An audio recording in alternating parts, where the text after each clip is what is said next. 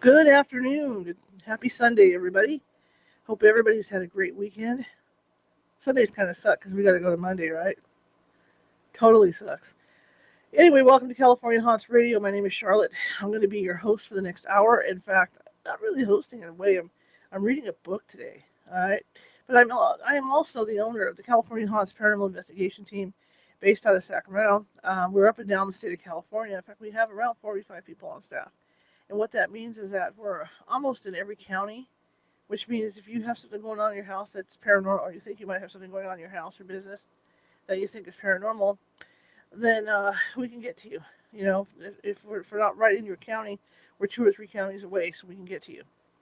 Anyhow, we've been reading every Sunday the History and Haunting of Lizzie Borden, written by Rebecca F. Pittman. Great book. Right now, get you guys a quick update and all this. Lizzie's on trial, so we're like right smack in the middle of the trial, and hopefully we can get through the trial today. We'll see. But the book not only covers the before the murders, during the murders, during all the trials, it'll cover after the trials and what happened to Lizzie afterwards. Plus, my understanding is it'll talk about the ghostly activity in the Borden bed and breakfast, and that's where we're at with it. I'm giving people about 2 or 3 minutes to get in the chat room, okay? Because it's normally we have a 5 minute lead in anyway for the show, but it's been an interesting book, interesting ride. If you're watching from Facebook and you like what you hear today, or you like the book itself that I'm reading, please hit that follow button. And if you're watching from YouTube, please hit the subscribe guy, and that's that little ghost down in the bottom right hand corner with the magnifying glass and the Sherlock Holmes hat. That'll subscribe you to more than 350 videos that we have over there, differing topics. All right.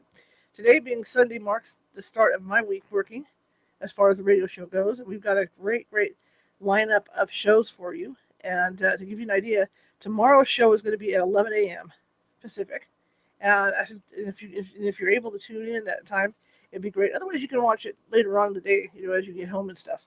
But Bart Seibel is my guest. I hope I said it right. And he believes that we never landed on the moon, that it was all like a Stanley Kubrick movie for the moon. So he's going to come on. We're going to talk about that because he claims he's seen video proof, actual video proof that we did not land on the moon, that it was produced in Hollywood. So it should be interesting to talk with him. And he's also got a book out on the subject. Anyhow, what did you do this weekend? Me, I just tried to stay cold. It was too warm in the house, so it was mostly stay cool. I did some content creation for TikTok, and had my friend over, so we hung out. Watched Netflix. That was about the extent of my weekend. Doing that. Did some yard work. Did some house cleaning. Just domestic stuff. Just usual stuff. Life of a radio announcer is not as exciting as you think it might be, or Ghost Hunter, right? Not as exciting as you think it might be. Get this. I hate having things hanging on me. Hang on. Okay. But anyway, I'll be reading for about an hour today. Hopefully, I'll get to a point in the book where I can stop. And you'll know if that hour goes by and I'm still reading, it's because I haven't gotten to a spot in the book where there's a big heading or something where I can stop and pick up on next week. This book is available at just regular hard copy. You can get it for your laptop, whatever you need it for, your Kindle, and that's over at Amazon. So you can get it, and like I said, it's the History and Haunting of Lizzie Borden by Rebecca F. Pittman. If you're interested, you want to read it yourself. Uh, one more minute, and we're off and running. Anyway, thank you for coming. I really appreciate you coming, especially on a Sunday. So I suggest, like my usual message says, to grab your popcorn and snacks and put on your fluffies and sit back because we're going into the weekend. Weekend, the end of the weekend into the evening time, when you guys are winding down to get ready to go to work tomorrow. So this is the time to do it, and I'm going to read this book to you. Okay? Maybe you'll doze off. Who knows? Maybe my voice is soothing. I don't know. I know my dogs go to sleep when I talk to them, so maybe my voice is soothing, right? But I want to thank everybody that's been watching the show. I really appreciate each and every one of you. And if you could, bring in 5 people that you know to take a look at the show, it'd be appreciated because the more we have, watching the show, the merrier, as they say. So, Some of those things. And during the show, if you have any questions of me, go ahead and ask. I won't be looking up at the chat room very often because I'll be reading, but I will get the messages. All right? All right, let me get this tablet open here, my Kindle, so we can get on with our day of reading. And again, tomorrow's show will be at 11 o'clock in the morning, so you can Pacific, so you can tune in. And for you guys on the East Coast, yeah, the math. 3 hours ahead, right? Yeah. So let me get this up so I can read.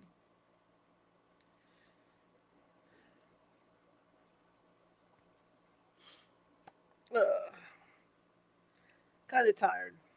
I just have a tendency to stay up at night because I like to work on radio stuff, whether it's a radio website or I'm looking for guests or creating content from the show. So I tend to stay up late. Last night was no different. And then when I did try to go to bed, I couldn't do it, so I didn't get to bed till 6 a.m. this morning and woke up around 11. So I'm kind of draggy. Okay, it's here somewhere. There it is. This thing has no more space on it. If I try to load one more book on here, it's going to be the end of my tablet here. I'm looking. I'm looking for a lot of new things. Tablet's one of them.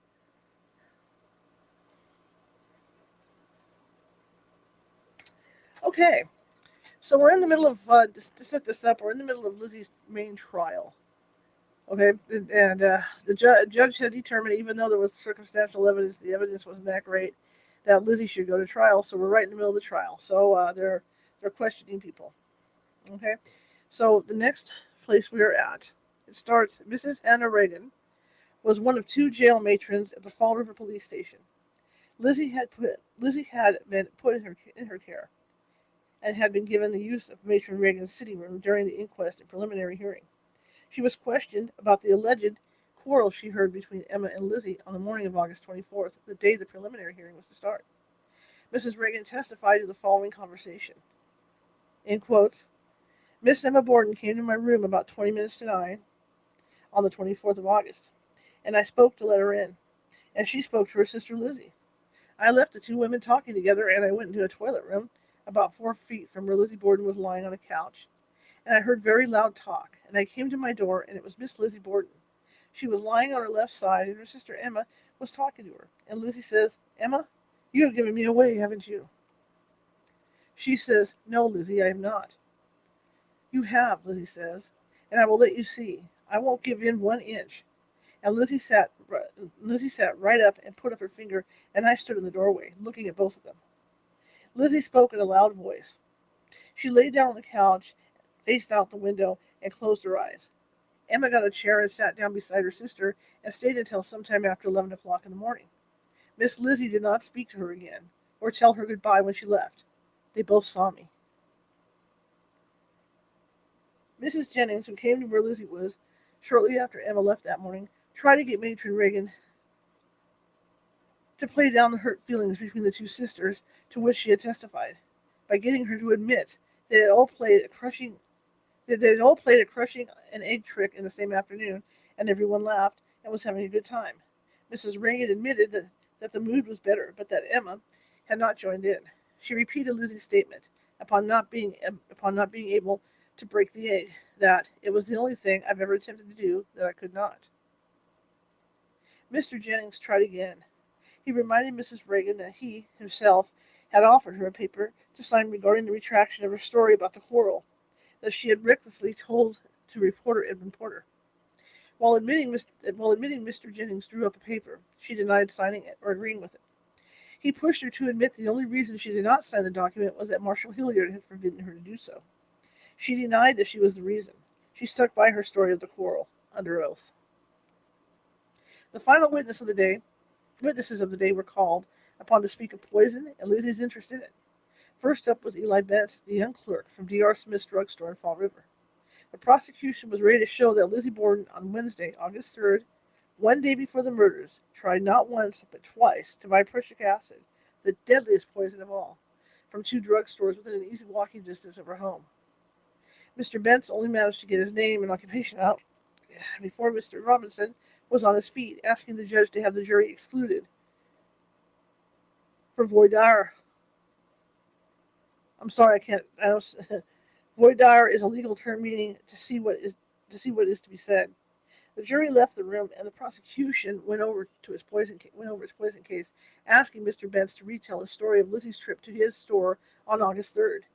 He did so. Robinson argued its admissibility, as the Bordens were not killed by poison. Moody claimed it went to show premeditation and determination to kill. Robinson said it was too remote in time, even though it was only a day before. Charles A. Lawton, Nathaniel Hathaway, and Henry H. Tillotson were called on June 15th for day 10 of the trial.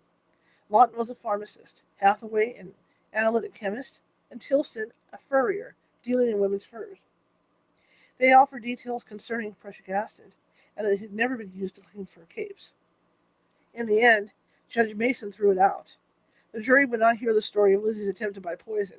Once again, Lizzie wept with joy. The Boston Globe, June 15th, 1893, New Bedford.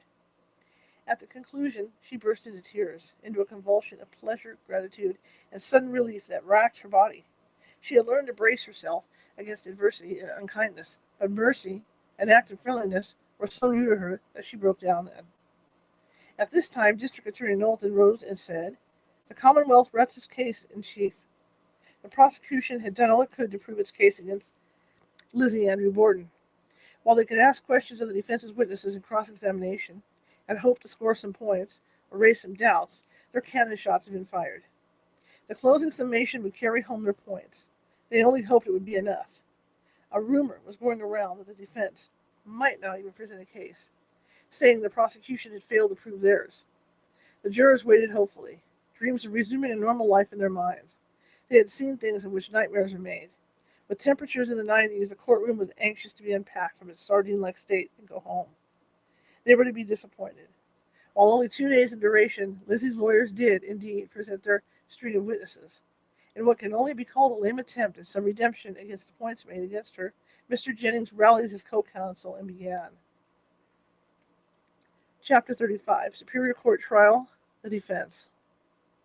On day 15 of the trial, while the temperature outside sizzled, the barometer inside the courtroom had changed.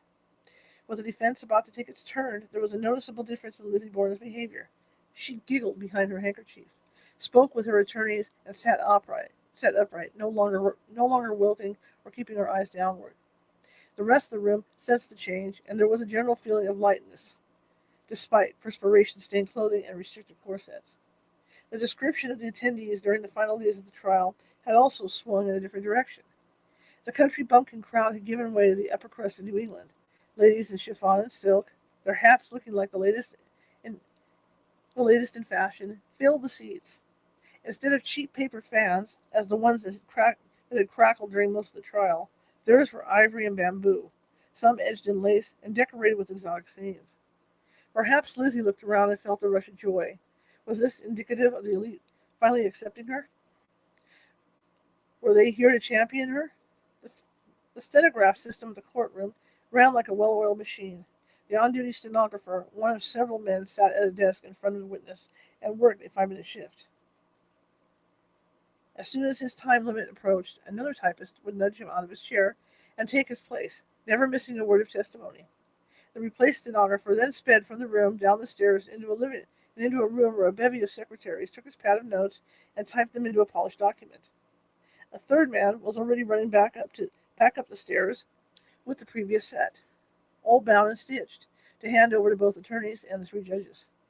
The system was so efficient. The legal teams had the previous witnesses' statements in their hands within an hour of their appearance on the stand. Today, some of these documents are on display, and copies may be purchased at the Fall River Historical Society. You can see the attorneys' hand-scribbled notes in the margins as they went over prior testimonies. As they went over prior testimony for the rebuttals. Andrew Jennings opened for the defense. A small, slender man, Jennings gave off a nervous energy. He was described as resolute with a face full of anxiety. He had let Mr. Adams hammer home most of the cross-examination during the prosecution's case, but he was now on his feet and ready to dismantle Knowlton's case against his client. Sadly, it was not much of a case, and it had been all heard before, with the exception of Emma Borden's testimony, which would come last. Mr. Jennings' opening statement. Opening argument. Mr. Andrew Jennings opened his argument for the defendant by giving his personal relationship to Andrew Borden as his client and friend. He stated the brutality of the crime, the audacity by the time and place, and played upon the juror's conscience that the daughter of a man could not possibly do this heinous crime. It had to be the work of an insane person or fiend. His points that would be presented to the jury as proof of her innocence were 1. Lizzie's spotless reputation in the community, a member of the church. She was interested in church matters and was connected with various organizations for charitable works. 2. There was not one particle of direct evidence in the case from beginning to end against Lizzie Borden. There was not one spot of blood. There was not one weapon that they have connected with her in any way, shape, or fashion. Their case is wholly circumstantial. 3. There is no motive for the commission of this crime. Even if the prosecution furnishes you with a motive on her part to kill the stepmother, they have shown you absolutely none to kill the father. 4. The claw-head hatchet, which the prosecution first put forth as the murder weapon, was eliminated after Professor Wood proved there was no blood upon it. Nor could it have been washed in such a way as to remove all traces. Quotes. They have got to produce the weapon and having produced it, connect it in some way directly with the prisoner, or else they have got to account in some reasonable way for his disappearance. End quotes. 5. As to exclusive opportunity, the prosecution has provided witnesses from all around the house testifying they did not see anyone at the time of the murder. Mr. Jennings points out that none of them saw Mr. Borden walking up 2nd Street that day. In point of fact, several did see him coming along Spring Street, and Mrs. Kelly saw him as he came around the house. End parentheses. 6. Lizzie burned the dress due to its being badly stained with paint. In fact, Mr. Jennings points out it doesn't matter because the Bedford cord is not the dress she had on that morning. It is the blue dress she handed over to the police when they asked for it. Thus was the case Mr. Jennings put forth, stating he would back up with his witnesses. He jumped in with the intruder theory, the witness for the defense.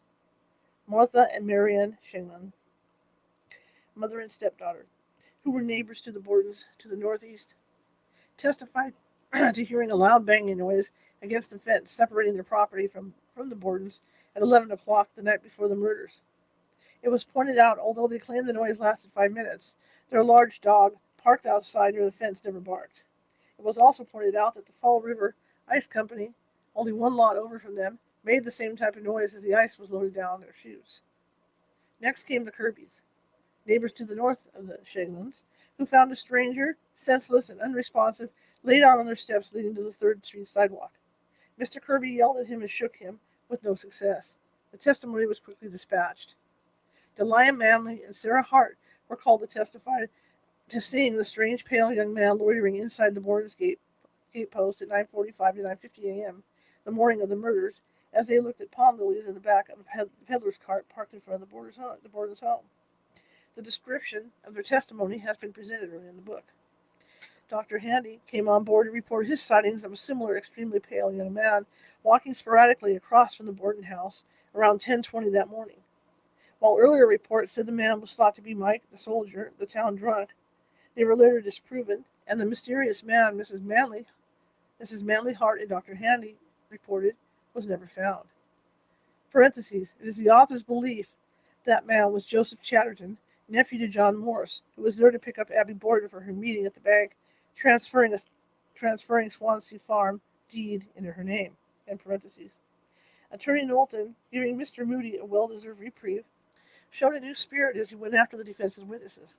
Perhaps Pillsbury had been writing to him from his lounge chair on a beach in Florida where the Attorney General was convalescing, lighting a fire beneath the reluctant DA. Or maybe Knowlton, seeing a light at the end of the tunnel and knowing his re-election was nigh, decided to put on a memorable grand finale. He reiterated that the Shaglin women's window was closed the night they heard the banging on the fence. Their Newfoundland dog, resting on the patio, never barked, and the noise from the ice house was formidable. As for the 3 witnesses who saw the man loitering outside the Bordens on the morning of the murders, he pointed out that Mrs. Manley barely noticed him, not even enough to describe his face, whether he had a mustache or how old he was. She finally managed to say he was probably 30. That he was pale and wearing light clothing were her most salient points. Poor Dr. Handy who hammered and ridiculed. I'm sorry about that. Poor Dr. Handy was hammered and ridiculed as he tried, without success, to describe how the man he saw was oscillating back and forth as he walked. Knowlton ran him through the ringer. Finally, Handy said, he was moving very slowly, and I imagined that he was. Knowlton cut him off. I beg your pardon? I didn't ask you what you imagined. Knowlton was on a roll. Mark Chase was another witness to testify to a mysterious stranger hanging about at the time of the murder. He said he saw a strange buggy parked in front of the Borden's house that morning. Knowlton took him apart, but finally eliciting the buggy Chase saw was farther up the road and not, in fact, in front of the Borden property. On a street compromised of more businesses and homes, a strange buggy was not a smoking gun. Finally, Charles N. Gifford said he saw a man with a straw hat pulled down over his eyes, weighing 180 to 190 pounds, sitting on the side steps of the Bordens the night before the murders. Charles Sawyer took the stand and told of his lengthy stay holding the fort at the rear screen door the morning of the murders. He spoke of seeing Lizzie in the rocking chair with Mrs. Churchill and Miss Russell, and ministering to her. He saw no bloodstains on her dress. This was the man who had been in a unique position that morning to see and hear more than most. Yet his testimony is common and unembellished. One gets the impression he became increasingly nervous as the day wore on, as reports came to him that 2 people had been brutally murdered and were within steps of him. His bolting of the kitchen cellar door and stepping outside the house to stand on the back porch steps were clues to his state of mind. He stated he had handled the clawhead hatchet and even rubbed off a tiny swath of rust when he found himself alone in the kitchen, as the partial autopsies went on in the nearby sitting room and dining room. Jerome Borden was called. He was a relative of the Bordens and had arrived at the house the day after the murders at about 2 o'clock. Mr. Borden's testimony was to show the front door of the Borden house could be opened without a key due to a faulty spring lock. If the door wasn't slammed hard, one could simply push it open if the lock hadn't caught. John Morris and Mrs. Brigham also testified that the lock had issues. The next string of witnesses was brought in to discredit one of the more damaging aspects of Lizzie's guilt. Medley's finding no footprints in the barn loft dust that morning. They were as follows. Walter P. Stevens, a reporter for the Fall River Daily News, claimed he had heard 3 people up in the loft while he was looking around the barn's first floor before Officer Medley came into the barn. Mr. Knowlton dove in by asking what time Stevens arrived on the scene. I don't know. What time did you see Mr. Medley? I don't know. Did you see him enter the premises? No. Knowlton. So that all of Mr. Medley's movements, is that at one time, while you were there, you saw him going into the kitchen? Yes. Knowlton. Where he had been before? You don't know? Stevens. No. Stevens admitted the barn door was wide open when he went in. Officer Medley had found it locked. And then Knowlton offered his knockout punch. Do you certainly recall any of your movements or the order of them? Stevens. Yes, sir. I remember the first part. I don't remember just when I tried the door, whether it was before or after I entered the house. Next. Albert Clarkson is a steam engineer who claimed he was one of the 3 men up in the loft that morning before Officer Medley arrived on the scene.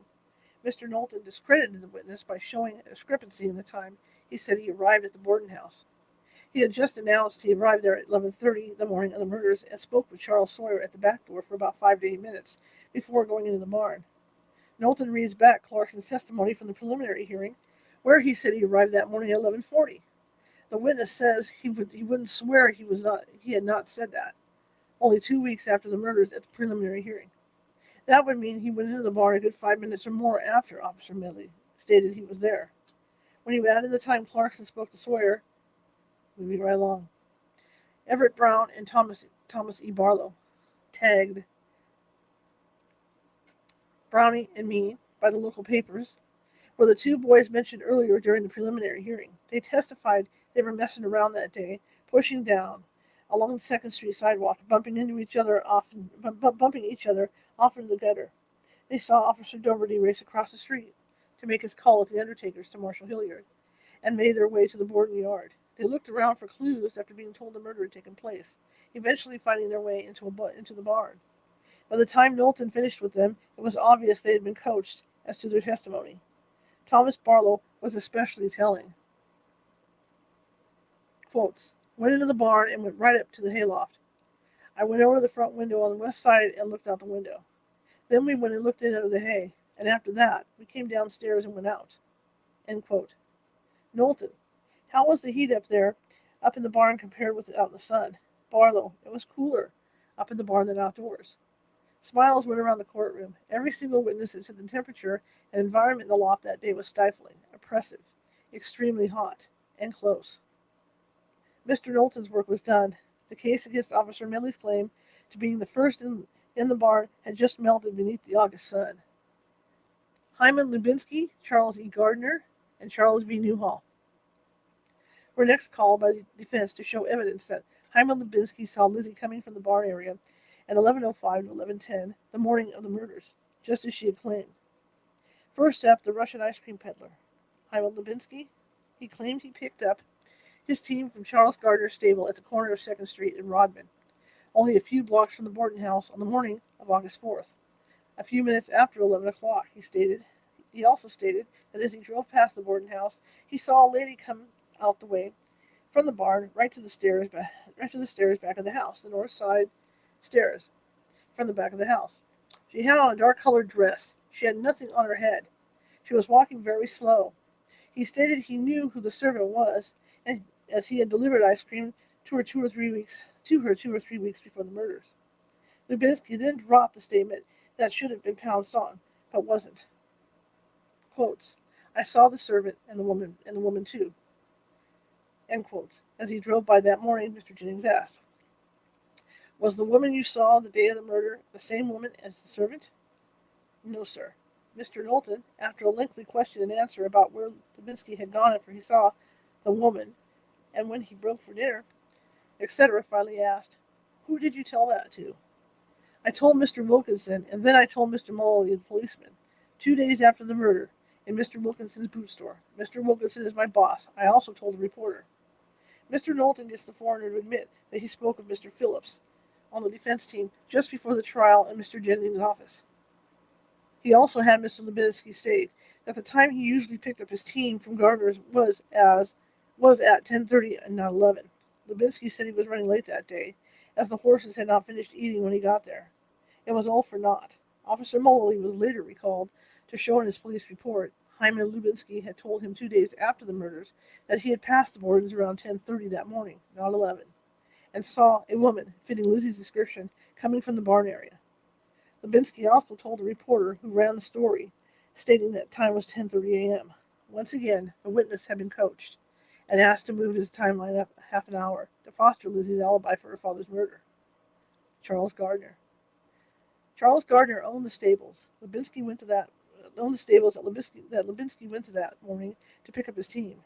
He backed the Russian story 100%. Knowlton was unable to shake him. By then, the obvious lie told by Lubinsky as to what time he was actually passing the Borden's house was still ringing in the jurors' ears. It is hard to say how much credence they gave this witness, or Charles V. Newhall, a saddlery hardware maker, whose short testimony only served to say he was in Mr. Gardner's company from 11 until 11:50, and saw a reporter heading up 2nd Street shortly after he heard Mr. Borden had been stabbed. His testimony did little to add or detract from the case. Joseph LeMay was called next. After stating his name and that he lived on a farm of 56 acres at Stony Brook, Fall River, his testimony was interrupted by Mr. Knowlton, claiming the witness was about to introduce new evidence, something the court had to rule on. The counselors approached the bench and conferred with the judges in private, with Mr. Jennings offering the following proof. This witness will testify that on the 16th of August, at his farm about 4 miles north of City Hall, while traveling into the woods for the purpose of cutting poles, just before he reached a turn in the road, he heard the words, "Poor Mrs. Borden," repeated 3 times, and immediately saw sitting upon a rock behind a wall in some brushwood a man.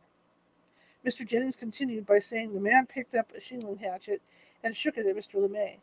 He had spots of blood upon his shirt. He turned away as Mr. LeMay brandished his own axe and leaped over a wall and disappeared in the woods. By direction of the court, the witness left the stand, and the jury was excused until the next day at 9 o'clock. Knowlton and Jennings then argued their reasons for allowing the witness to go on with his testimony. Knowlton claimed it was hearsay evidence without validation. Jennings argued that a man found with a hatchet, blood on his clothing, and mentioning Mrs. Borden was fair game. The judges said they would take it into their consideration and adjourned the court until the following morning, Friday, June 16th. Mr. Joseph LeMay does not make a repeat appearance, so it is assumed that the testimony was ruled inadmissible. Friday, June 16th. Friday morning brought with it welcome respite from the heat. Overnight, the temperatures had dropped 37 degrees from 92 on Thursday evening to 55 on Friday morning. The end of the trial was in sight, and that, along with the cool weather, brought an air of impending release from the long, graphic trial. Newspapers weighed in with their opinions. Psychics and headline wannabes wrote copious letters to the prosecution, police, and reporters, all stating they knew the answer to the murder mystery. Women's suffrage movements and Christian organizations denounced Knowlton for the witch hunt, not the first to give a nod to neighboring Salem. The amount of ink dedicated to this world-famous trial would rival that of Jack the Ripper's notoriety. Everyone took their places, and the day's events began, with most of the day's testimony spent on debunking Matron Reagan's story of Lizzie and Emma's argument August 24th, 1892, within her private rooms at the Fall River Police Station. Thomas F. Hickey, a reporter for the Fall River Globe, was called and asked about his conversation with Matron Reagan regarding the truth of her story in the Boston Globe concerning a quarrel she overheard between the sisters when Lizzie allegedly said, "Emma, you have given me away." He stated when he spoke to Mrs. Reagan, a woman he knew, the morning following the publishing of the story, he said, "I see you are getting yourself into the paper." And that she laughed. And said, "Yes, but they have got to take it all back." He went on to say Mrs. Reagan told him that there was no truth at all to the story printed about the alleged quarrel. Mr. Knowlton, on cross, took the tactic that the newspapers of the day were highly competitive, each trying to get the scoop. Hickey agreed that was so. Knowlton tried to get him to admit that he was out to discredit the Boston Globe scoop on a highly explosive story. Mr. Hickey finally admitted, "I was sent to get Mrs. Reagan's story." Knowlton, "That was what you were after, to have something to offset the Globe scoop, wasn't it?" "Yes, sir." Knowlton, "If you could get it?" "Yes, sir." Knowlton triumphantly, "Exactly." James E. Winwood was then called. He was the undertaker who had charge of the Borden's funeral. Mr. Jennings asked him, if while he was preparing the bodies for burial, whether or not he had seen any ring on Mr. Borden's finger. Mr. Winwood said, "I can't remember, so long ago." He was excused. Mrs. Mariana Holmes was sworn. After giving the oath, Mr. Jennings dove into her relationship with Lizzie, having her state that Lizzie had been friends with Mrs. Holmes' daughter since childhood. Jennings then had her state all the charity work Lizzie was involved with, including teaching Chinese children in Sunday school and helping at the hospital.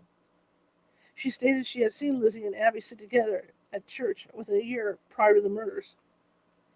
Mrs. Holmes said she arrived at the Borden's house at 1 o'clock in the afternoon, the day of the murders. She went over the day's events without offering any new information. She left the house at 8:30 that evening.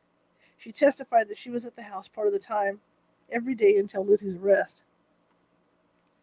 Lizzie's blue dress that she had turned over to Marshal Hilliard was brought in and shown to Mrs. Holmes. Mr. Jennings asked, "Did you at any time see this dress there?" Mrs. Holmes stated, "Miss Lizzie had that dress on Friday morning, and I think also on Saturday morning for a short time. She wore a black net over silk dress to the funeral Saturday morning."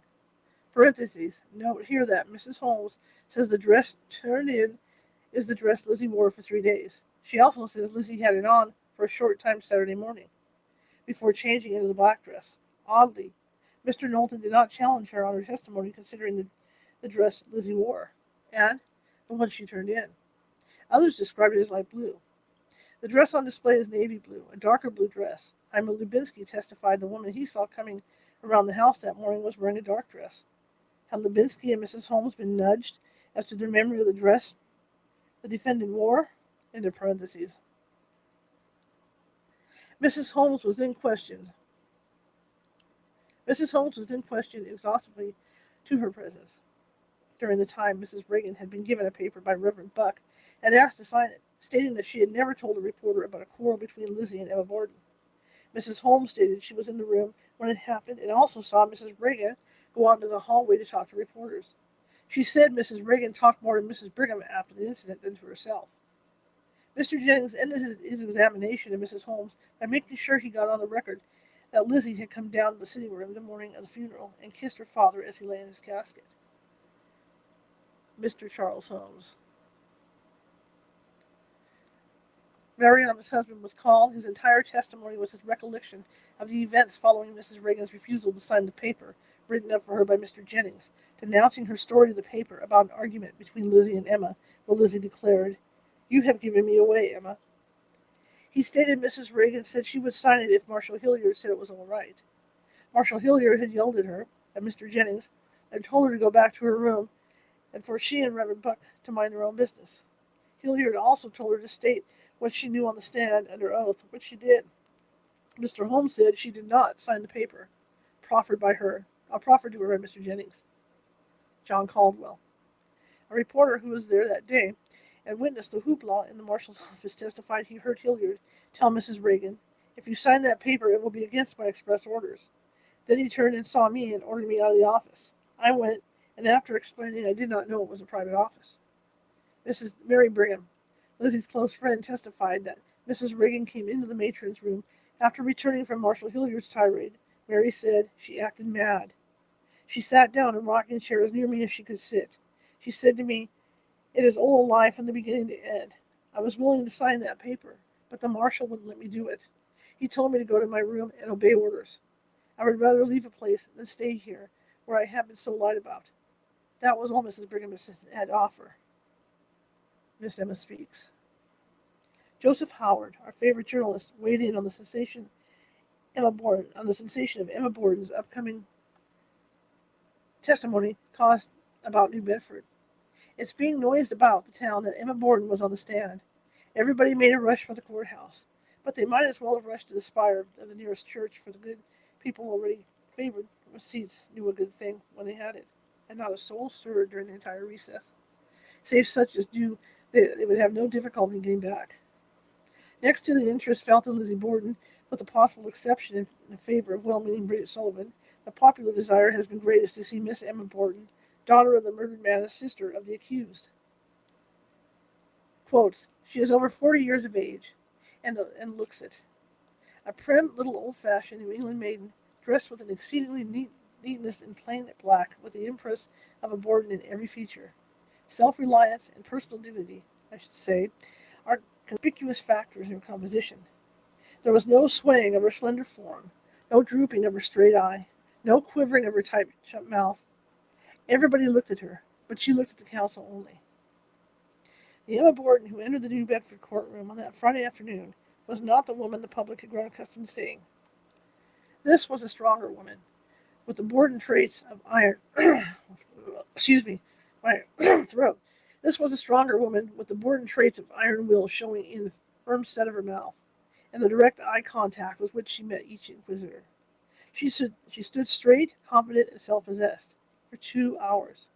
Only during a recess did she accept a chair for a moment. It was clear Emma Borden was here to be heard, and to make it known that she would not be intimidated. While the newspapers were unrelentingly cruel in their description of her, Emma Borden could not be faulted for her quiet demeanor and strength. This was a woman who had walked into a home splattered with the blood of her father and stepmother, asked to take over the funeral arrangements, to take care of her younger sister, who by then had hidden away in her bedroom, while a physician from across the street had fed her a daily supply of sedatives. She had wiped up the blood, dealt with the police, and spent every spare moment at her sister's side, in jails and in courtrooms. Yet the papers could only point out that she had a large forehead, weak chin, and looked much older than her 42 years. Mr. Jennings started the questioning of Lizzie's elder sister by asking Emma Borden the state of Lizzie's assets. He wanted the motive for the murder out of the way. Lizzie had plenty of her own money. She had no need to kill for it. Emma produced records showing Lizzie had $170 on deposit at the BMC Durfee Bank, $2,000 in the Massasoit Bank, $500 in the Union Savings, and $141 in the Fall River 5-cent Savings. This in addition to various shares of stock. In 1892, this was a substantial amount. Mr. Jennings went for the sentimental side of the testimony. He led Emma through a short discourse underscoring Andrew's wearing of the gold ring Lizzie had given him. Quote, 10 to 15 years before, unquote, before the murder. Emma testified it was the only article of jewelry he ever wore. and that he had been buried with it upon his little finger. Emma stated that the sisters owned between 18 or 19 dresses in various closets. All of those within the closets, all within the clothes press closet, with the exception of one of Abby's dresses hanging there, belonged to Lizzie and Emma. When asked how many of the dresses were blue, Emma answered 10, 2 of them to me and 8 to my sister. Parentheses. This may have had a more sinister meaning than Emma realized. 8 blue dresses gave Lizzie a selection that could mirror the dress she claimed she wore that day. Would people notice the difference between one blue dress with a darker figure or another? End parentheses. Mr. Jennings asked her about the search done Saturday afternoon after the funeral. Emma stated that Dr. Dolan told her the search had been as thorough as the search could be unless the paper was torn from the wall and the carpets taken from the floor. She went on to say that she and Lizzie gave the officers full permission to search everywhere and even assisted when a trunk with a tricky lock wouldn't open. Emma was asked about the blue cord dress Lizzie was in the habit of wearing around the house in the mornings. She described it as a blue cotton Bedford cord dress, very light blue ground with a dark figure measuring about an inch by 3/4 of an inch. It was made of cheap material costing only 12.5 cents a yard.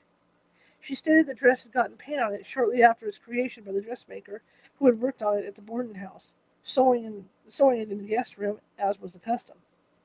Mr. Jennings' next question, while appearing innocuous, was about to detonate a bomb as loud as the one dropped when Officer Moley said he saw the handle to the hatchet head on the day of the murders.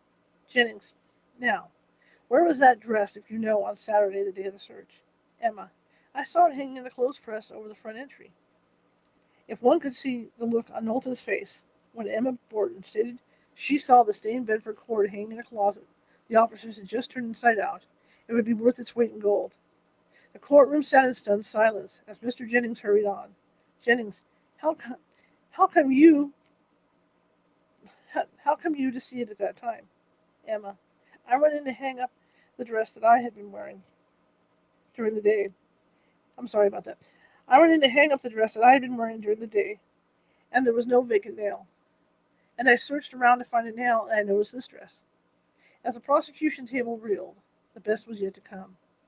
Jennings, did you say anything to your sister about that dress in consequence of your not finding a nail to hang your dress on? Emma, I did. I said, you have not destroyed that old dress yet? Why don't you? Jennings, what was the condition of the dress at the time? Emma, it was very dirty, very much soiled and badly faded. Jennings, when did you next see the Bedford cord dress? Emma, Sunday morning, I think, about 9 o'clock.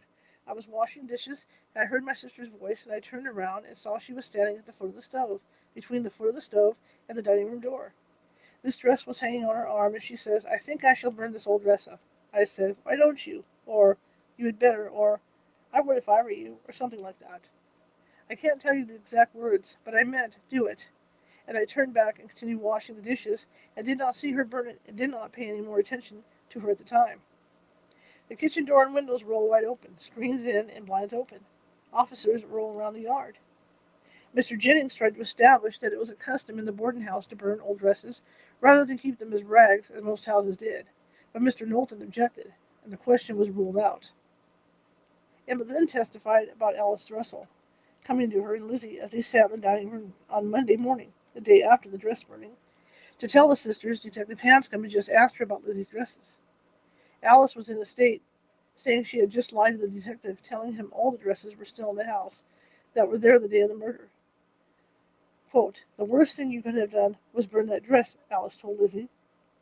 Why did you let me do it? Emma said, was her sister's reply. She claimed she and Lizzie sent Miss Russell back into the parlor where Mr. Hanscom was seated, to tell him the truth that the dress had been burned due to old paint stains. Emma took it one step farther. She stated she had not seen Lizzie wear the Bedford cord for several weeks before I went away. Bridget had testified that Lizzie wore it Wednesday, the day before the murders, and was in the habit of wearing it almost every morning. Parentheses, food for thought. Emma said she noticed the stained Bedford cord as she looked for an empty nail to hang her dress. Why were all the nails taken? Had Lizzie purchased a new dress while Emma was gone, or had one made? One that looked almost identical to another one, perhaps longer than her others, so she could hand the police a similar dress? Mrs. Churchill and Miss Russell stated that they had never seen the dress Lizzie was wearing the day of the murders. Another obstacle to Emma's testimony is the earlier testimony by the police that all the dresses were taken away Saturday afternoon. Had they been returned by Saturday night? End of parentheses. Two dangerous bombs had been defused. As far as Jennings was concerned, Lizzie had no financial motive to kill her parents, and the burning of the dress was not a suspicious thing to do in the Borden household, and had, in fact, been instigated by Emma, not Lizzie. The sisters had even insisted that, excuse me, I'm so sorry. The sisters had even insisted that Alice admit to her lie concerning it. Bomb 3 was still smoking when Jennings went for his final series of questions. Jennings, now Miss Emma, do you recall a story that was told by Mrs. Reagan about a quarrel between yourself and your sister? Emma, yes, sir. Jennings, on that morning, did you have any conversation with Miss Lizzie, and when she said, Emma, you have given me away, haven't you? Emma, I did not. Jennings, and did you say, no, Lizzie, I haven't? You have. She says, okay, this word is confusing, I'm sorry. Jennings, and did you say, no, Lizzie, I haven't? You have. She says, and I will let you see, I won't give in 1 inch. Was there any such talk as that? Emma, there was not. Jennings, anything like that morning or any morning? Emma, no time, not any time. Jennings, was there ever any trouble in the matron's room between you and your sister while she was there? Emma, there was not. An uncomfortable tension swept through the room as Attorney Knowlton stood for the cross-examination. He looked across at this little woman with the receding chin and large brown eyes. He had underestimated her. She returned his gaze with the steely intensity for which the Bordens were known. The game was on, and the gloves were off. Mr. Knowlton began by asking Emma how long she had been in Fairhaven, and when she had returned to the Borden house. She stated she had been away 2 weeks and returned the afternoon of the murders at 5 o'clock. She admitted Lizzie had come to see her in Fairhaven on Saturday, while Lizzie was staying a few days in New Bedford. She stated she now lived alone in the Borden house, with the exception of 2 servants. She was asked to list the Morse relatives living nearby, which she did. Mr. Knowlton now waded into murky water. He asked Emma about the transfer of the 4th Street house into Abby's name, and the friction it had caused between the sisters and their parents. Emma admitted to some bad feelings, but turned the tables by saying it was she who had the strongest feelings against Abby. Lizzie's were actually more cordial toward their stepmother than her own. Knowlton flipped them right back around by having Emma's earlier testimony read to her from Miss White's stenographic documents, where she said the relationship between Lizzie and Abby was not cordial. They volleyed back and forth on the issue until Emma weaseled out by saying she didn't remember saying that, and she felt the relationship between the two had been cordial for the past 3 years. Tension hung tight in the air. The 2 opponents squared off as if waiting for the next round bell to ring.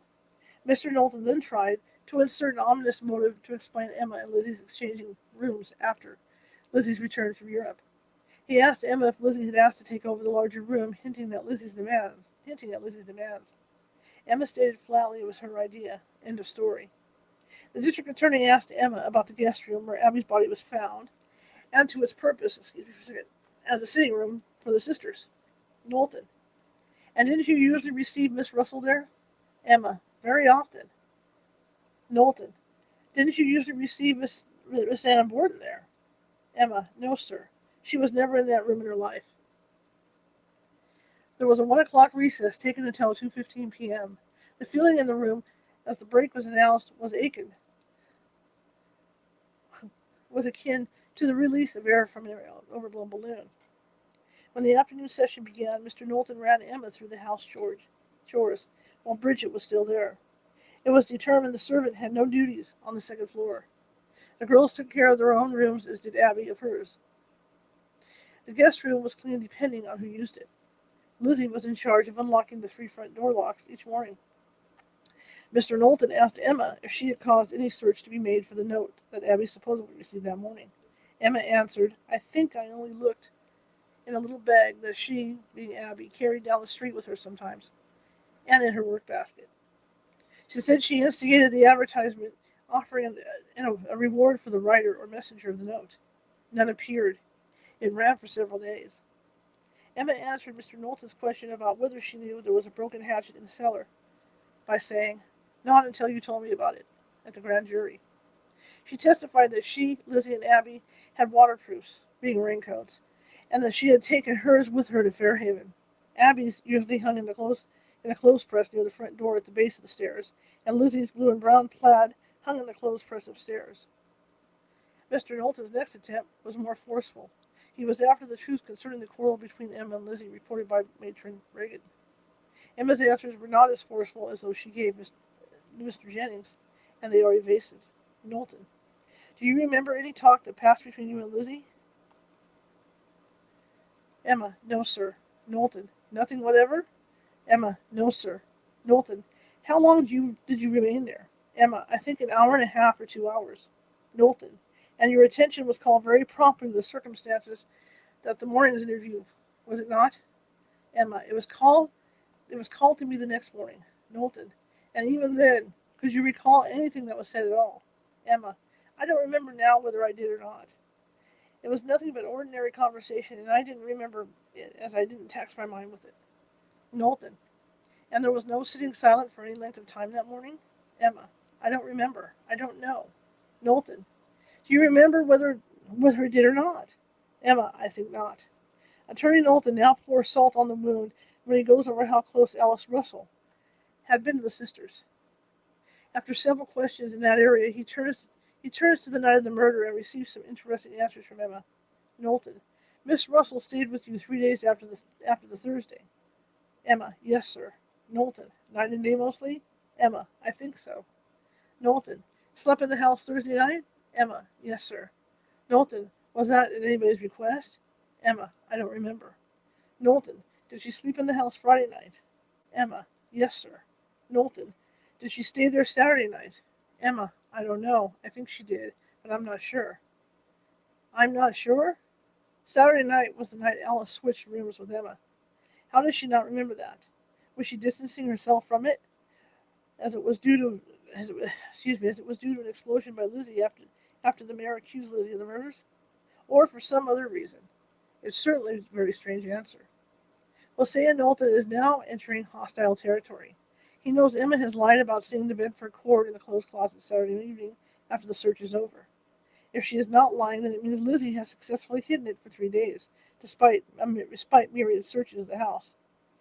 There is no witness to Emma finding the dress in the closet Saturday night, so no one to verify Emma's statement. If he brings it up, he risks the jury wondering why the police didn't see it.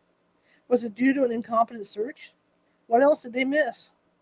He is already dealing with the mess Mr. Fleet put them in with the hatchet head and the missing handle. Emma will only lie to him. He decides to go for the testimony that did have a witness, one willing to stand up before the grand jury and a private investigator to tell the truth. Knowlton: do you recall what the first thing you said was when Miss Lizzie was standing by the stove with the dress? Emma: you might as well, or why don't you? Something like that. That is what I meant. I can't tell the exact words. Knowlton: wasn't the first thing you said by anybody was, Lizzie, what are you doing? What are you going to do with that dress? Emma: no, sir, I don't remember so. Knowlton: do you understand Miss Russell so to testify? Parentheses. His careful groundwork of showing Miss Russell to be a long-standing friend of the sisters will now pay off. This is a woman who would do nothing to hurt them, especially except to lie on the stand. In parentheses. Emma: I think she did. Knowlton: do you remember whether that was so or not? Emma: it doesn't seem to me. I don't remember it so. Knowlton: why doesn't it seem so to you, if I may ask? Emma: why? Because the first I know of it, my sister spoke to me. Knowlton, sarcastically: that is what I thought you would say. Now, you don't recall that the first thing that you said to her, the first thing that was said by anybody was, what are you going to do with that dress, Lizzie? Emma: no, sir. I don't remember saying that. Knowlton: Miss Russell was in the room, was she not? Emma: I don't know. When I turned to hear what my sister had to say, I saw Miss Russell, but she wasn't in the room with her then. She was in the dining room with the door open. Knowlton: the reason you think you didn't say so was because you had previously spoken to her about destroying the dress? Emma: yes, sir. I had previously spoken about it. I don't think I had thought of the dress at the time. I had spoken to her about it. Knowlton: now isn't that the reason that you say you didn't say that argument? Emma: The reason that I say I didn't say so is because I didn't say so. Emma shot back. Knowlton, you swear you didn't say so. Emma, I swear I didn't say it. Knowlton, didn't you just tell me that you didn't remember saying it? Emma, I did. Knowlton, do you mean to put it any stronger than that? Emma, I think I may truthfully. Knowlton, what has refreshed your recollection since? Emma, nothing, only thinking. I'm sure I didn't. Knowlton, did you see your sister burn the dress? Emma, I did not. Knowlton, did you see Miss Russell come back again the second time? Emma, I don't remember. I think she was wiping the dishes and came back and forth, and I didn't pay attention. Knowlton, did you hear Miss Russell say to her, I wouldn't let anybody see me do that? Emma, I did not. Knowlton, do you mean that you don't remember it or that it was not said? Emma, I don't say it was not said. I say that I didn't hear it. Knowlton, and did you notice that, for any reason, your sister Lizzie took and stepped away after something was said by Miss Russell? Emma, I didn't see my sister at all after she left the stove. Parentheses. This was Mr. Knowlton's or anyone's first chance to ask about the dress burning incident, as it had been first heard of at the grand jury 5 months earlier. We do know if anyone questioned Emma after Alice came in the final hour to make her announcement after the grand jury recess for Thanksgiving, Mr. Knowlton may have felt he came away with an empty sack. Or perhaps the jury would recognize a sister desperately trying to save her younger sibling's life. End of parentheses. Mr. Jennings had two follow-up questions for Emma. The first was very odd and left hanging. Jennings, you remained in the kitchen yourself all the time washing dishes? Emma, I was. Jennings, then did you go to the stove? Emma, yes, sir. Jennings, did you know where the waterproof of Miss Lizzie's was on the day of the search? Emma, hanging in the clothes press that had been spoken of so often. Hang on a second, what's going on here? Waterproof, okay. That's what I wanted to find out. Hang on. Give me a minute, I just got thrown off. Uh-oh. Okay. Bear with me. Alright, Emma, hanging in the clothes press that had been spoken of so often. Jennings, do you know where it is now? Emma, it is there now. Jennings, been there ever since? Emma, every day since. Parentheses. The first question set is very strange. Why did Jennings ask Emma if she went to the stove? Why are there no follow-up questions pertaining to it? Was Jennings worried someone had seen Emma go to the store? Or go to the stove? An officer, Alice? Did Alice testify to the grand jury that she saw Emma go over to the stove, perhaps to see if the dress had burned? Was he worried Knowlton might bring it up on the recross? It would look less suspicious if Jennings put it out there first. Knowlton threw in the towel on this one and let it go. It is never heard of again. In parentheses.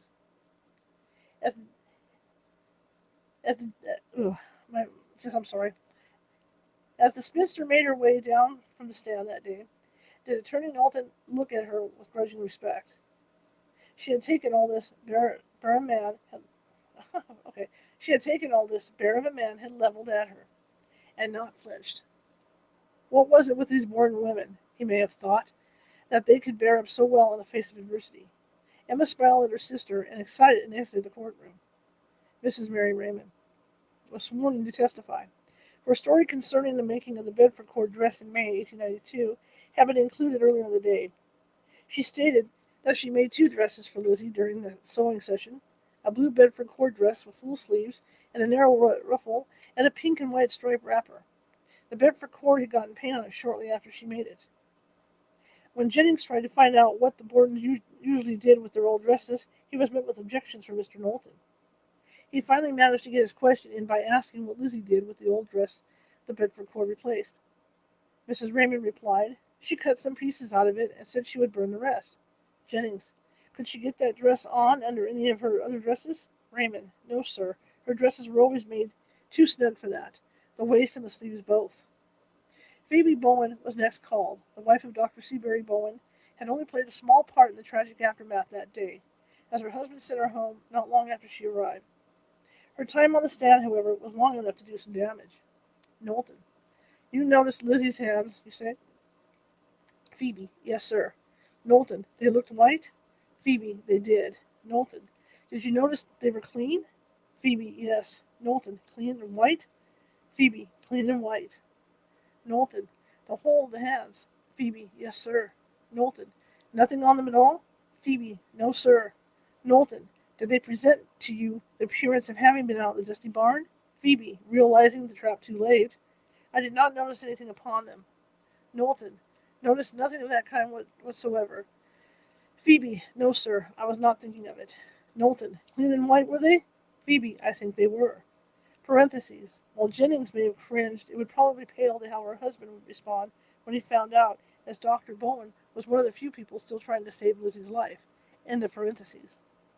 Mr. Knowlton managed to rattle Mrs. Bowen further when he reminded her of her preliminary hearing testimony, where she described the dress Lizzie wore that day as a blouse waist of blue material with a white spray running right through it.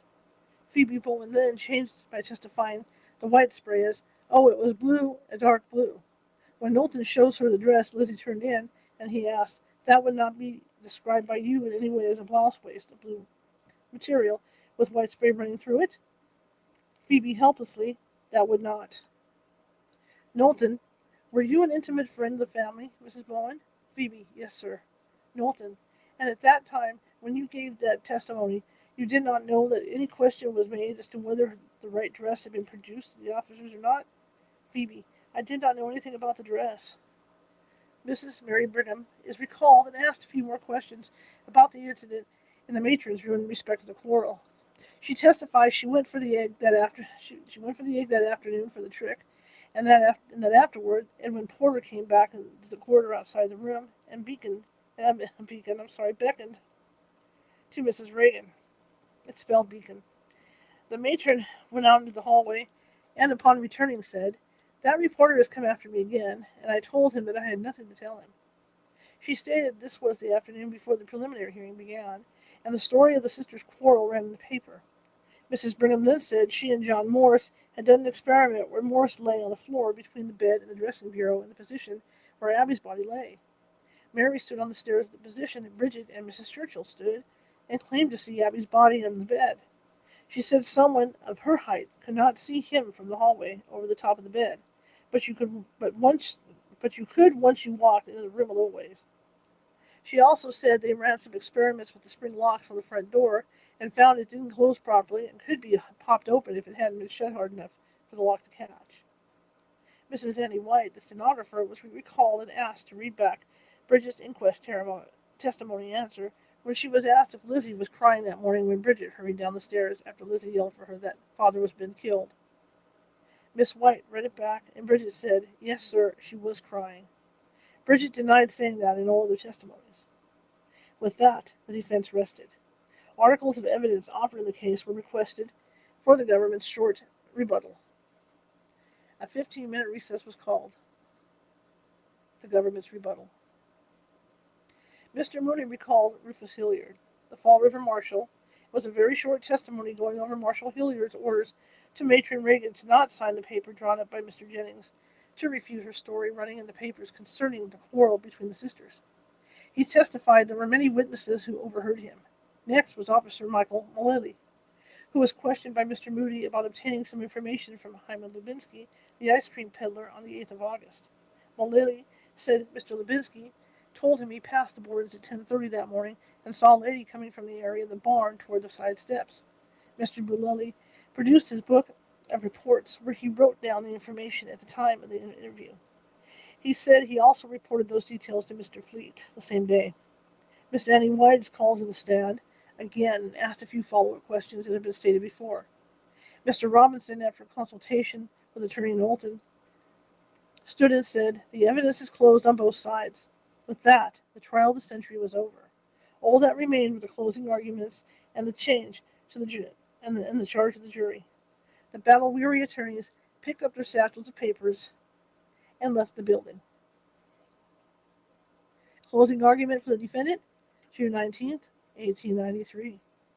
Governor George Robinson stood and addressed the jury. He wasted no time in imprinting upon them unnecessarily after the myriad crime photos and bloody detail of the trial that this was a very gory murder. He went over the number of blows to each head, the crushing of the skulls, and the penetration of the brains. Quote, the terrors of those scenes no language can portray, he said, with gut feeling. And so we are challenged at once, at the outset, to find somebody that is equal to that enormity, whose heart is blackened with depravity, whose whole life is a tissue of crime, whose past is a prophecy of that present. A maniac or friend, we say, not a man in his senses and with his heart right, but one whose abnormal productions deity creates or suffers, a lunatic or a devil. So do we measure up the degree of character, or want of it, that could possibly prompt a human being to do such acts? Lizzie shuddered and wept. The description would have touched all but the blackest of hearts. This was her attorney describing a monster that God himself would abhor. It was a reality too close to home. Mr. Robinson then fired a volley at the police department of Fall River for their ineptness. Quote, "Policemen are human, made out of men, and nothing else. And the blue coat and the brass buttons only cover the kind of man that is inside.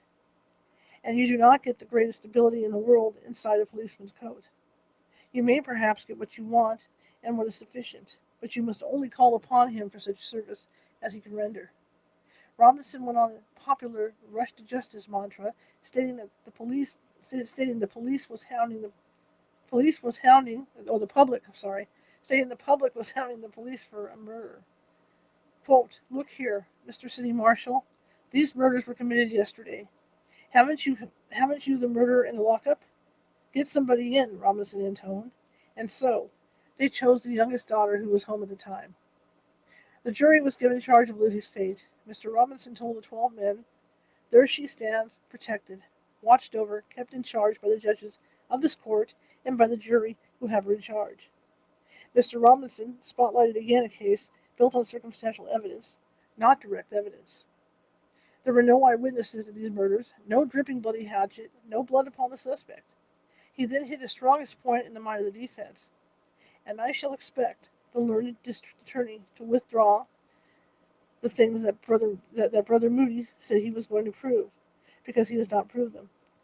Mr. Moody said the government was going to claim and prove that this defendant was preparing a dangerous weapon on August 3rd, the day before the murders. You heard him say that. I did. He said it. They have not proved it, have they? Was there a thing about it in the evidence? Parentheses. This was a low blow. The evidence, to be proven through the testimony of two druggists, who stated Lizzie Borden came to their stores the day before the murders to buy prussic acid, never made it to the stand. The reason the jury never heard it was because it was excluded while they were out of the courtroom. In parentheses. Governor Robinson then goes after the murder weapon. The handle is hatchet, for the handle is in the box and it is out of it. Fleet didn't see and Molly didn't see it. Fleet didn't take it out of the box and Molly saw him do it. And it is in the box now. And they run over to Fall River to get it, or they wanted to, and can't get into the house and explain about it. So we rather think that the handle is still flying in the air, a poor orphan handle without a hatchet, flying around somewhere. For heaven's sake, get the 125 policemen to Fall River and chase it till they drive till they drive it somewhere and hitch it up to its family belongings. The courtroom grinned, as did Lizzie. The location of Lizzie and Abby's body that morning was gone into. Robinson pointed out that someone standing on the landing would not be able to see over the bed of the guest room and view Abby's prone body. He reminded the jury that they all had gone to the house and stood in the same place, and that a person could leave Miss Lizzie's room and pass down the stairs and not have seen Abby lying there, unless she turned her head at the turn of the stairs to deliberately look beneath the bed. He even had a reason for the tight board shutters in the guest room being partially closed that morning. The New England housewife does not like her carpet to fade. They don't let the light in. Mr. Robinson tries to sell the story to the jury that both Bridget and Lizzie were told by Abby that she received a note from a sick friend and went out, even though Bridget stated flatly she did not receive the information from Mrs. Borden, but rather from Lizzie. He rereads Mrs. Churchill's testimony to the jury, omitting the fact that Bridget told her about the note voluntarily after calling her inexplicably into the kitchen where Lizzie sat. He also stated that it was Miss Russell, not Lizzie, who suggested Abby must have dropped the note in the fire after reading it. Lizzie's story of being in the barn is gone over and said to be a perfectly natural thing for her to do while she waited for her irons to heat. She ate some pears beneath the shade of a tree for 10 minutes and then went into the barn. She happily has a witness this time. An ice cream peddler sees her. Robinson then attacks Officer Moley's timeline of the peddler, discrediting him as the knight of the handle. Lizzie's testimony of hearing a scraping noise and a groan are tossed away as the excitement of the moment. Such noises are a common occurrence. It is not a serious matter. Lizzie, hearing Abby come back before her father came back, and sending people to go upstairs in the front room to look for her, is natural. Parentheses, he forgets that when Andrew comes in, Lizzie tells him Abby had a note from a sick friend and went out, not that she may have come back. Because I think I heard her come in parentheses. Mr. Robinson then attacks the theory that just because Lizzie stopped calling Abby mother some 5 years ago is nothing. Lizzie is now a 32-year-old woman. Mrs. Borden was her stepmother. She is not my mother, she is not my stepmother, is a natural thing to say.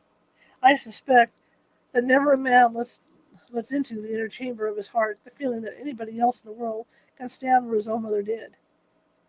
He then reminds the jury that Bridget said she never heard a word of complaint between the two women.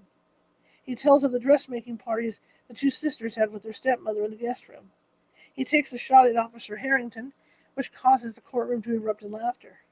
Philip Harrington ought to have been there and had the whole style developed to him, to learn more than he knows, if it is possible to put anything in his head on the subject.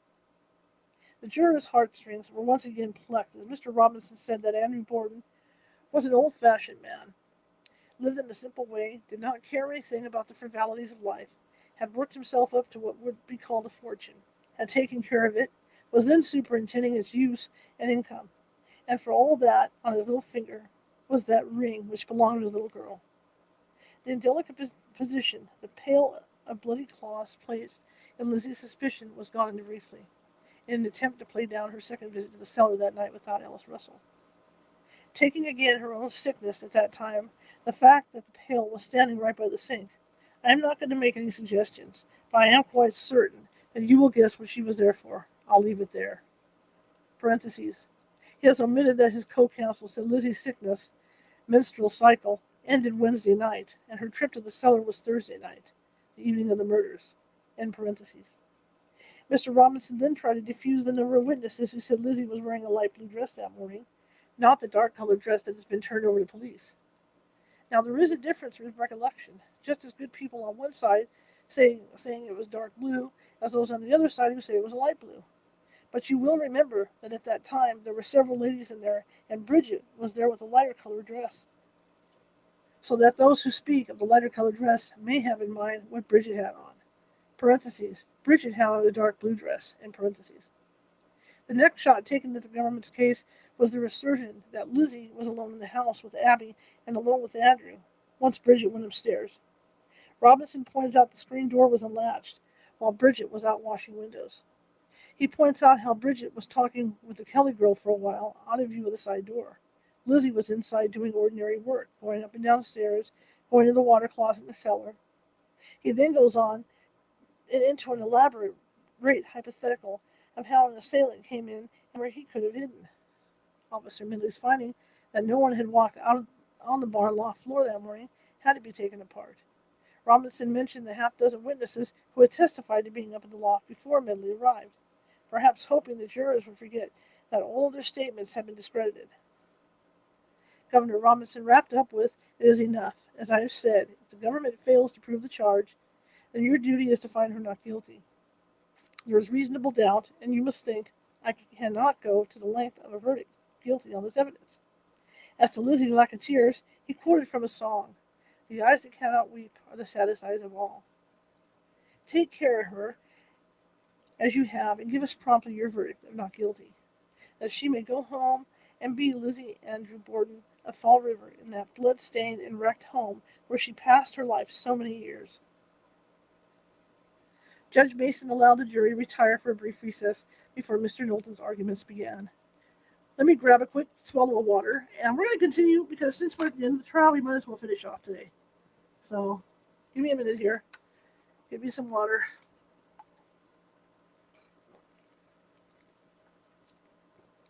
I'm really dry.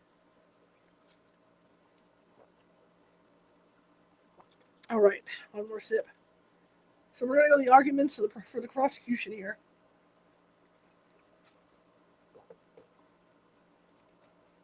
Really good book, very detailed. All right. So if you guys don't mind, we might as well wrap up the trial. Okay, so that's where I'm continuing to. We're just going to go on today. Wrap up this trial. And, okay. And see what happens. Is she guilty or not guilty? And then I want to hear from you guys. After I get the trial wrapped up, I want to hear what you guys think. Did she do it? Did she not do it, in your opinion? Okay, so let's continue. Hosea Knowlton, the reluctant district attorney, stood before the jury with mixed feelings in his heart. His calling by the government to present a case guaranteed to procure a verdict of guilty was his mantle. Yet, the outcry of public against him, that he would endeavor to put an innocent, well-bred Christian woman behind bars, and then tie the noose that would hang her, rang in his ears from morning until night. Her blood would forever be on his hands, just as it had been on the murder of Andrew and Abby Borden. He also opened by speaking of the atrocity of the crime in this heart-trending case, which lacerates the heartstrings of humanity. Mr. Knowlton went on to say, "My distinguished friend says, who could have done it? The answer would have been, nobody could have done it. If you have read the account of these cold and heartless facts in any tale of fiction before this thing had happened, would you not have said, Mr. Foreman, that will do for a story, but such things never happen. It was an impossible crime, but it was committed. The prisoner at the bar is a woman, and a Christian woman, as the expression is used. It is no ordinary criminal that we are trying today. It is one of the ranks of a lady, the equal of your wife and mine, of your friend and mine, of whom such things had never been suspected or dreamed before. I hope I may never forget, nor in anything that I say here today, lose sight of the terrible significance of that fact. We are trying a crime that would have been deemed impossible, but for the fact that it was, and are charging with the commission of it a woman, whom we would have believed incapable of doing it, but for the evidence that it is my duty, my painful duty to call to your attention. But I beg you to observe, Mr. Foreman and gentlemen, that you cannot dispose of the case upon the consideration. Alas, that is so, but no station in life is a pledge or a security against the commission of a crime, and we all know it. Those who are entrusted with the most precious savings of the widow and orphan, who stand in the community as towers of strength and fidelity, suddenly fall, and their wreck involves the ruin of many happy homes. Parentheses. Mr. Knowlton hit the very nerve of this case. He knew instinctively that these 12 men, hearing the case, were all husbands and fathers. They had seen evidence of gore and brutality beyond measure, and at each photograph or bloody piece of carpeting and clothing, Knowlton knew they were measuring it against a woman in their own lives. Could my wife or daughter be capable of this? He addressed it masterfully.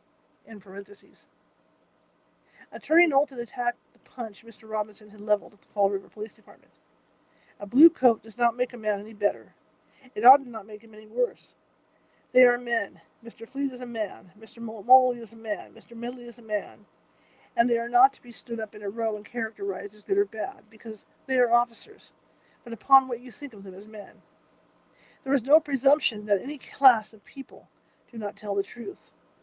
As to the government's case being built upon circumstantial evidence, Mr. Knowlton said, I have heard many an honest man say that he cannot believe circumstantial evidence.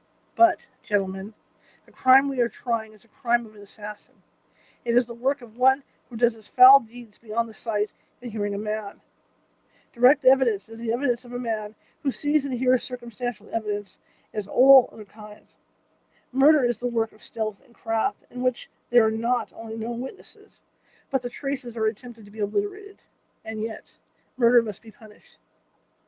Attorney Knowlton then laid out the proof he believes his case had provided as to Lizzie's guilt. 1. Abby came to her death by a period of an hour and a half before her husband. Andrew Jackson Borden probably never heard the clock strike 11 as it pealed forth from the tower of the city hall. 2. The obstacles an intruder would have surpassed to commit the two murders, while hiding for an hour and a half in that house of locks and go undetected by Lizzie, Bridget, and the busy street of people outside. 3. Abby Borden had not an enemy in the world. 4. There was a skeleton in the closet, with grinning eyeballs and dangling limbs. It is useless to tell you there was peace and harmony in that family. Others had spoken of Lizzie's hatred toward her stepmother. 5. No thief did this thing. There was no object of plunder. There was nothing in those blows but hatred. A great strong man would have taken a blow of that hatchet and made an end of it. Yet here we see some struck at an angle badly aimed, some struck here in the neck, badly directed, some pattered on the top of the head and didn't go through. 6. Abby was struck from the front and fell on the floor. The sound of her body hitting the floor would have been heard throughout the house, yet Lizzie heard nothing. 7. Bridget was obviously telling the story of the note as Lizzie told her to tell it to Mrs. Churchill. 8. Mr. Knowlton takes an unusual stand. There may be that in this case, which saves us from the idea that Lizzie Andrew Borden planned to kill her father. I hope she did not. I should be slow to believe she did. But Lizzie Andrew Borden, the daughter of Andrew Jackson Borden, never came down to those stairs. It was not Lizzie Andrew Borden, the daughter of Andrew.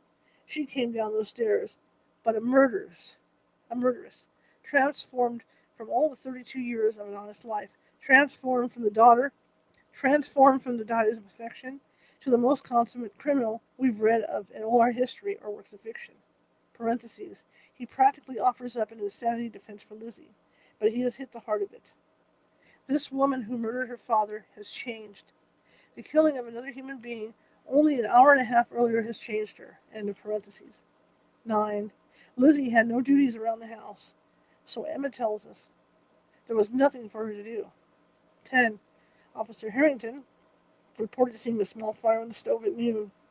There was heat enough to warm a small hand iron to iron 9 or 10 handkerchiefs. There was no need to leave the house to wait for them to heat. When Bridget went upstairs, she had already ironed most of them. Miss Russell said about 3 of them were still sprinkled and had not been done. So why stop ironing the minute Bridget went upstairs? What for, gentlemen? 11. Lizzie's heated remark to Mr. Fleet that she is not my mother, she is my stepmother, even though the woman who had raised her from the age of 2 lay only a few feet away, dead, in the next room. 12. Lizzie said she assisted her father to lay down and helped him remove his shoes and put on his slippers when he was found with his street shoes on. 13. That Lizzie Borden went into that stifling hot barn for 20 to 30 minutes is simply absurd. I assert that story is not within the bounds of reasonable possibilities. She went out of the house and up in that barn to the hottest place in Fall River, and there remained during the entire time that was covered by the absence of Bridget upstairs. It was necessary that she should be in the loft. It was the only place where she could put herself and not have known what took place. 14. Show us the screen that needed fixing, as she told Miss Russell for her visit to the barn for the iron. Show us the fish lines that those sinkers went on. It was easy to do if they were in existence, if there was any truth to the story. 15. Hyman Lubinsky saw Lizzie coming from the backyard at 10:30. It was entered into a report the minute he stated it. He told the reporter, I presume it was published. Later, he tells his story to Mr. Phillips in Mr. Jennings' office, and the time of his passing at the Borden house is now changed to a little after 11. 16. Charles Sawyer, a big burly man, was so nervous about the butchery of those people that he locked the cellar door inside the kitchen entry and waited outside the door. Yet, Lizzie, after just discovering her father hacked to death, blood pouring, and having just seen him less than 30 minutes earlier, remained in the house and sent away the 2 women who were there to help her. There was no fear of a murderer remaining in the house. She knew who the murderer was, and she was in no danger. 17. Lizzie had ample time to clean up after Abby's murder. While Knowlton cannot account for how she managed to have no blood on her after Andrew's death, he does make the ominous statement. Perhaps one of the pregnant facts in this case is that when the officers had completed their search and in good faith had asked her to produce the dress she was wearing that morning, they were fooled with that garment which lies in that trunk, which was not upon her when any human saw her. Knowlton then reads Mrs. Churchill's statement of the dress she saw Lizzie wearing that morning when they were alone, and Mrs. Churchill was the first to arrive. It looked like a light blue and white groundwork. It seemed like calico or cambric, and it had a light blue and white groundwork with dark navy blue diamond printed on it. Showing Mrs. Churchill the dress Lizzie turned in. Was this the dress she had on that morning? It does not look like it, Mrs. Churchill said. 18. The paint-stained Bedford cord is not anywhere in the house. Saturday, when the police undertake 2 searches. It was definitely not in the clothes press with the other dresses. Where was it? The fact that Emma says she saw it there and suggested Lizzie burn it falls within the perimeters of a sister's love in trying to save her life. And she burns the dress the morning after the mayor tells her she suspected a murder. 19. The handleless hatchet shows signs that someone adhered white ashes to it on both sides to make it appear dusty and ill-used. The ashes, according to Professor Wood, look as though they were wiped on a wet blade and forced into the crevices. The hatchet head is found in the Borden cellar. It fits the wounds perfectly. In fact, it would be doubtful any other blade could have fit the wounds due to its singular grinding. An intruder would have carried the weapon away, not spent all that time on disguising the instrument of murder. 20. Mrs. Reagan's story of the sisters' quarrel was told under oath. She was seen speaking to the reporter shortly before the story ran in the newspapers, and she was reluctant to sign the paper Mr. Jennings drew up, asking her to perjure herself. It was waved away as self-evident. She did, excuse me, she did overhear the argument of Lizzie accusing her sister of giving her away. Attorney Knowlton, with a great inner sigh of relief, rested his case, and lifted the albatross from his neck. It was in the hands of the jury. He had done all he could. The charge of the jury. Judge Dewey, the man Governor Robinson had put on the bench, gave one of the most unique and biased charges ever given to a jury. Many stated his charge was better than the defense's entire case in the realm of freeing Lizzie Borden from the hangman's noose. Instead of merely admonishing the jurors to look over all the evidence and come to a fair finding, the lengthy charge held some of the following statement. Judge Dewey, 1. Judge Dewey gives an overview of Lizzie's past character and habits. He then says, in other cases, it may raise a reasonable doubt of a defendant's guilt even in the face of strongly incriminating circumstances. 2.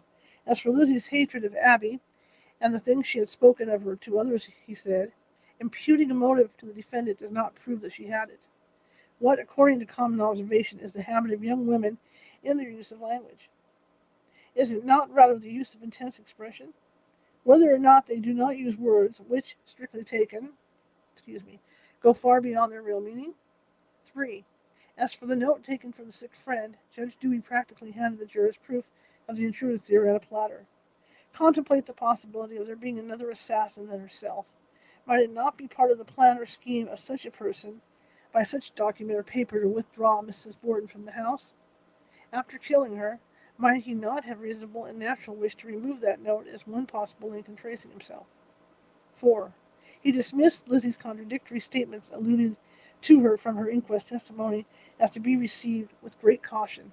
Repetition of oral statements is subject to much imperfection and mistake. 5. The most astonishing blow was dealt to the learned men of Harvard who had testified as witnesses. Judge Dewey said, now, the government has called as witnesses some gentlemen of scientific and medical knowledge and experience, who are termed experts. They sometimes manifest a strong bias or partisan spirit in favor of the party employing them. 6. As to Lizzie's not taking the stand on her own behalf, he defended her decision by saying, she is exposed to the peculiar danger of having her contact on the stand, and her testimony severely scrutinized and perhaps misjudged. 7. Judge Dewey's final salute to Lizzie was asking the gentlemen of the jury if they can extract from the testimony such a description of a dress as would enable you from testimony to identify the dress.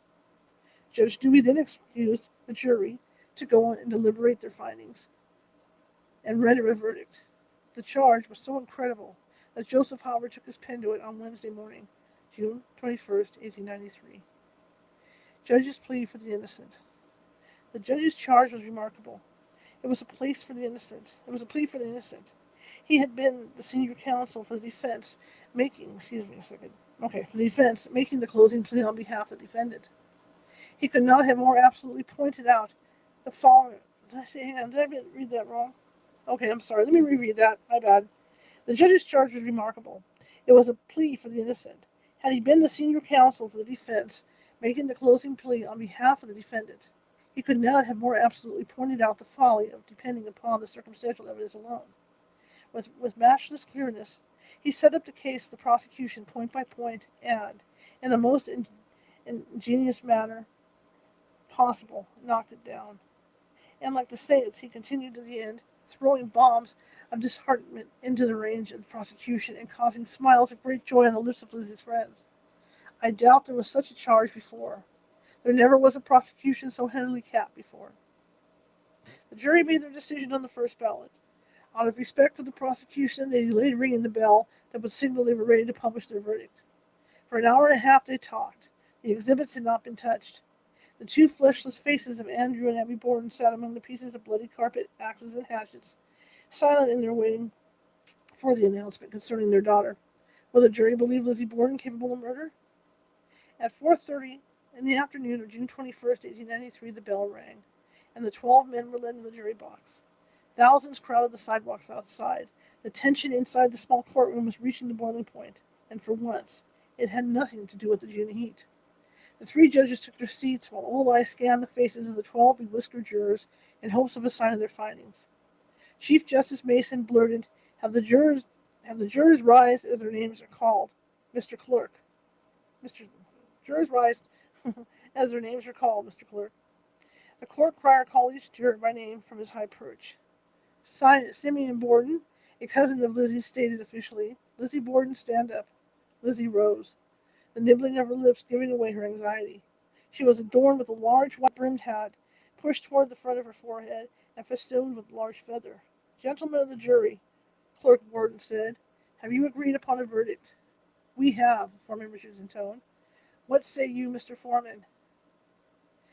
Foreman Richard cut him off, no longer able to hold it in. Not guilty, he shouted. The courtroom erupted in thunderous applause and great shouts of joy. It passed through the open windows and out to the street where New Bedford took up the cry. There was a scene of exultation such as the city had never seen. Sheriff Wright gave up maintaining order in the courtroom and sat back in his chair, resigned to the chaos. His eyes rimmed with tears, happy to see the young woman who had played with his daughter as a child and who had been his ward at the Taunton jail for 10 months set free. Lizzie collapsed against the railing, flanking her chair. She leaned upon it and hid her face in her arms as she sobbed. Emma reached for her. Take me home, Lizzie sobbed. Take me home. I want to go to the old place tonight. Mr. Jennings, overcome with emotion, turned to Mr. Melvin O. Adams, his co-counsel, took his hand and said, Thank God. Lizzie was led out of the room, where men and women alike were waving handkerchiefs and cheering. She was taken to the judge's chamber, where she took some time to regain her composure. After an hour, a carriage arrived to take her and her sister to the New Bedford station. As usual, a crowd surrounded her, while Emma tried valiantly to push through the people pressing against her sister. They managed finally to board the train that would carry them back to Fall River, a place Lizzie was sure would embrace her now. Mrs. Susan S. Fessenden, whose voice had been heard so often during the trial, captured Lizzie's future in one succinct sentence. Some people will hold aloof from her as tainted. Some will lionize her as though it were some triumph to have suffered long and bitterly at the hands of the state. Lizzie herself, in a letter to a friend, said prophetically, Of course, my life will never be the same. The jurors from the trial had been through much, and during that time they had formed a bond, and decided to have a yearly party to keep in touch with one another. In July 1893, juror Augustus Swift took a 30 by 20-inch photograph of the 12 jurors who had decided Lizzie's fate to her home in Fall River, and presented it to her. Captain William Lewis was with him. Lizzie was touched, and it was said she and Emma placed the portrait in their parlor. Lizzie wrote to one of the jurors, Frederick C. Wilbur, and thanked him and the others for the portrait, calling them her faithful friends and deliverers. All right, we're going to stop there, okay? Next chapter, or next section, is Home Sweet Home. So we went a half hour later than I usually do. But I kind of figured with you guys, we come this far, and coming to the closing arguments and all that, if I stopped there, you guys would be like, disappointed that we didn't go on and finish off the trial. So we did. So that's it for this week. We will continue next week. Lizzie's now out of jail. We'll be living back in her stepmother's and father's house, and her life goes on from there. And then we can see what happened, after the trial and the after effects, and if maybe she had second thoughts about if she actually did it or not. Right? I want to thank you guys for coming. Again, if you're watching from Facebook, please hit that follow button. If you're watching from Twitch, please hit the follow button. If you're watching from Oh my gosh, if you're watching from YouTube, please click that little ghost down in the bottom right hand corner with the Sherlock Holmes hat on and the magnifying glass. That will subscribe you to our YouTube channel. And if you're, and just I want to thank you guys for coming tonight. If you like the show, share it with 5 people. If you hated the show, share it with 5 people. Equal opportunity, right? And you see that thing flashing at the bottom. That's because California Haunts Radio and California Haunts don't take any money to do investigations. So everything you see here, whether it's computer, mic, headphones, internet fees, service fees for StreamYard, all comes out of my pocket. And I kind of use some help, even equipment for the paranormal team. And I could use some help to keep everything going. I want to keep really good guests coming to the show, and one of the ways to do it is keep us on the air, right? So if you could help me out a little bit, that would be great. That could be at paypal.me at California Haunts, or you could do it at Venmo and then just type in California Haunts. But I really appreciate you guys coming. And a reminder of tomorrow, the show will be at 11 a.m. Pacific time, and we're going to have Bart Sebrell on, and he's going to be talking about the moon landing. And he has belief that the moon landing never happened. And so he's got all kinds of stuff to show us to prove that. So we'll be talking with him tomorrow. Anyway, I want to thank you guys again. Excuse me, let me sit up here. I sink in my chair. I want to thank you guys again for coming tonight, and I will see you all tomorrow. So, now with that said, I'm in the wrong thing. Have a good night.